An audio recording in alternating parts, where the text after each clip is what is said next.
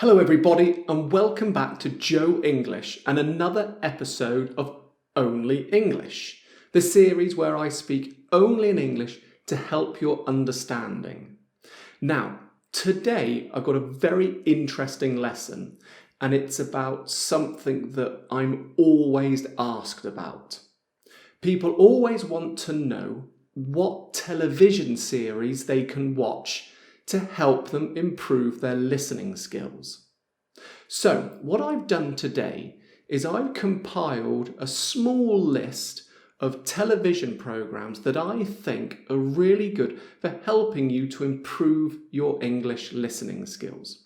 And what I've done is I've tried to divide them into beginners, intermediate and advanced.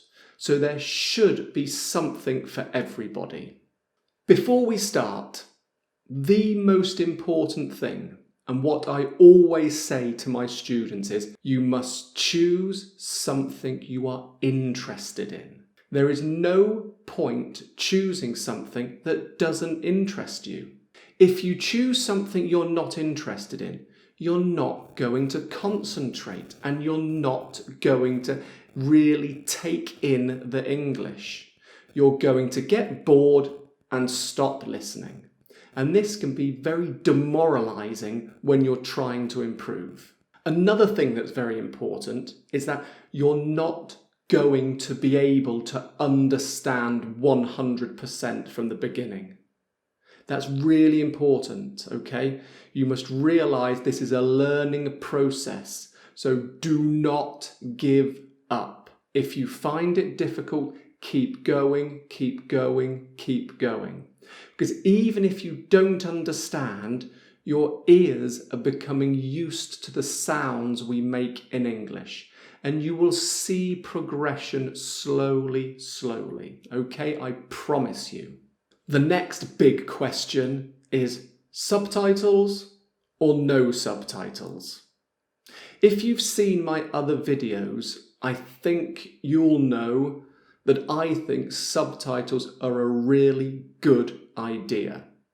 I know some teachers believe that you should not have them and you should only focus on listening. I don't agree.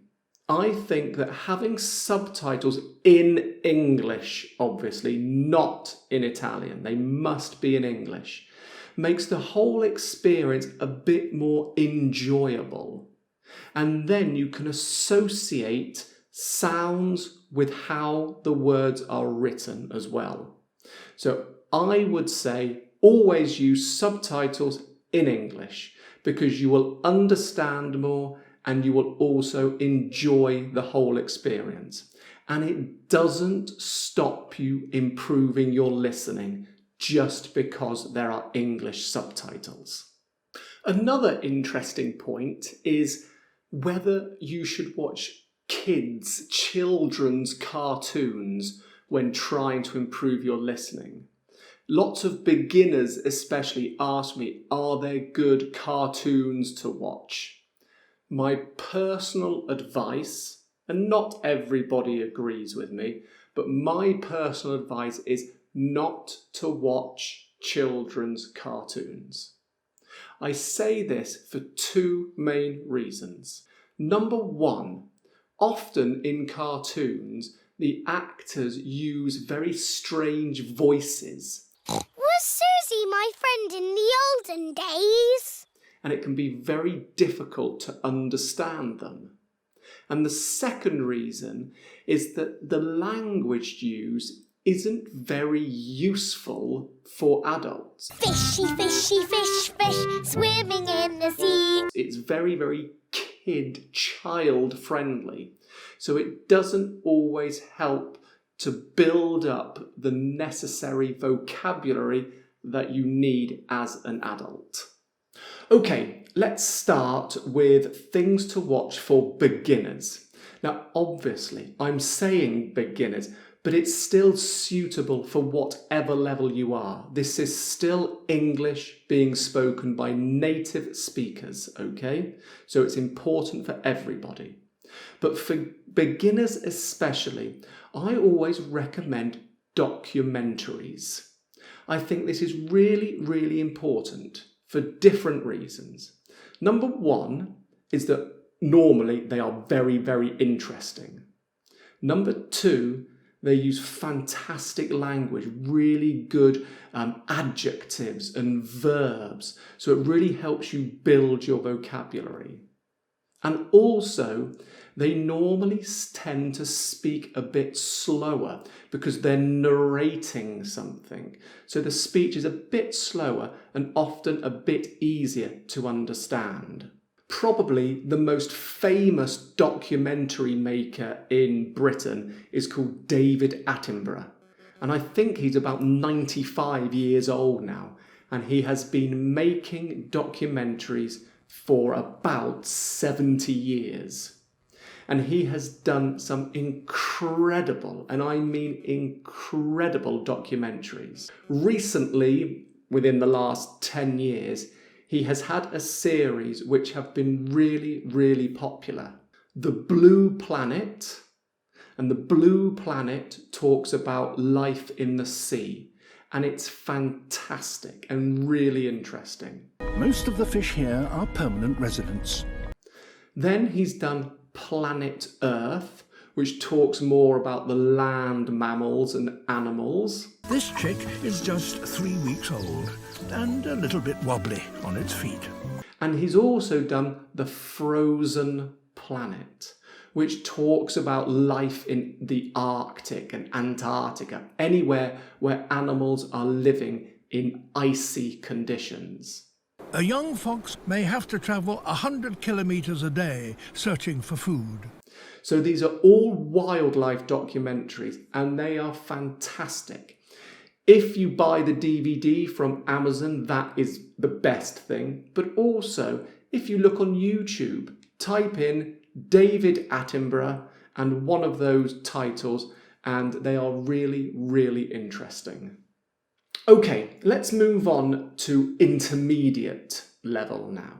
Okay, so it's a bit more difficult, normally because they speak a bit quicker or the plot is a bit more difficult to understand. So what I've got for intermediate level is 2 British dramas and 2 American dramas, because obviously it's good to listen to different accents. I know some people prefer British and I know some people prefer American, but at the end of the day, English is a language spoken worldwide, not only by English people and American people. So it's important to have as many accents as possible whilst you're learning. So for the British dramas, I've chosen Downton Abbey as number 1. Downton Abbey is brilliant. It's about an aristocratic family and it starts in 1912 and it finishes around 1922-25. It's not precisely said which year, but it follows the life of an aristocratic family and also their servants who live underneath. So the people who wait on them, who cook, garden. And it's really good because it's very historically accurate. So not only is it good for your language acquisition because the people do not use much slang and they also speak quite clearly. Occasionally they use some forms which are very, very old and not used anymore, but it's still not really a problem. So I really recommend watching Downton Abbey. And then the next British drama I recommend is The Crown.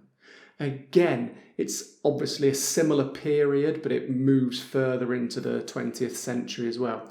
And it follows the royal family, and especially the Queen and her relationship with the other members of the family.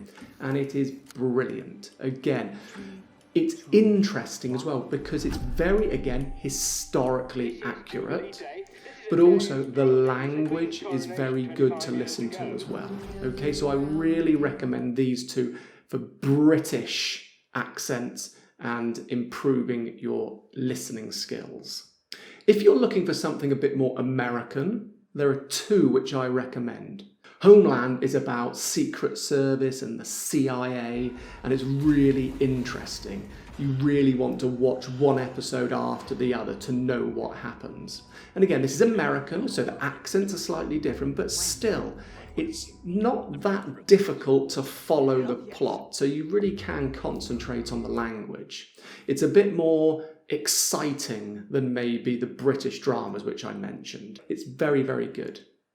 And then also we've got House of Cards, which I love.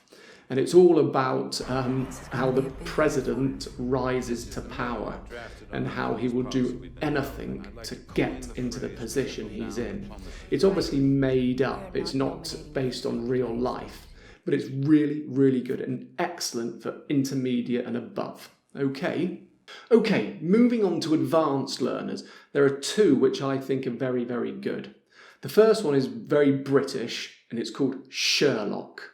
And it's obviously about Sherlock Holmes, and it's a readaptation of how he solves crimes. Now, this is very good, but it's a bit more difficult to understand, simply because the speed in which the actors speak is much quicker. Mike, can I borrow your phone? There's no signal on mine. Well, what's wrong with the landline? I prefer to text. They speak very well and they speak very clearly, but it is very quick. But if you're interested in this type of thing, I really recommend you watch the series Sherlock. Another series, which is completely different, and I'm sure you've already seen in Italian, is Game of Thrones. And again, this is very good, but again, the speech is very quick, and also there's more use of slang and other more uncommon words. So that's why I think it's better for advanced learners. But obviously, if you're interested, watch it, no matter what level you're at. The other thing people ask me are comedies good for learning English? And I would say yes, but you need to choose the right one, because British humour and American humour can often be very different to Italian humour. So, for example, you might understand everything, but you might not understand the cultural joke that there is in that particular part. So just be careful. So comedies, I'm not saying are beginner, intermediate, or advanced. You can watch them, but just be careful with understanding of the jokes. If you do want to watch them, I recommend, as an American one, Friends. I know it's famous, but it's very good because it's really easy to follow the storyline. They use very common slang words in there. The jokes are obvious to understand. And also the episodes are very short, only 20-25 minutes. So you don't get bored and you don't have to over-concentrate for too long. If you're looking for something English, I think the best one is probably The Office, which launched the career of Ricky Gervais. And he now is very, very famous in Britain and America. And it was the first what was called mockumentary, not documentary, mockumentary, where it was filmed in a documentary style, but it was all fake, all actors. And it's just a very, very clever comedy. Not necessarily laugh out loud, but it's very clever with lots of very good subtle jokes. And again, the language isn't too difficult. So there we are. That's my advice for different television shows for trying to improve your English. But like I said, please, anything you are interested in, just listen and have patience. You will improve with time. Okay, thank you very much for watching. Please, in the comments, let me know what television series you watch or what television series you think are good for learning English as well. All right, thank you very much for watching, and I'll see you soon.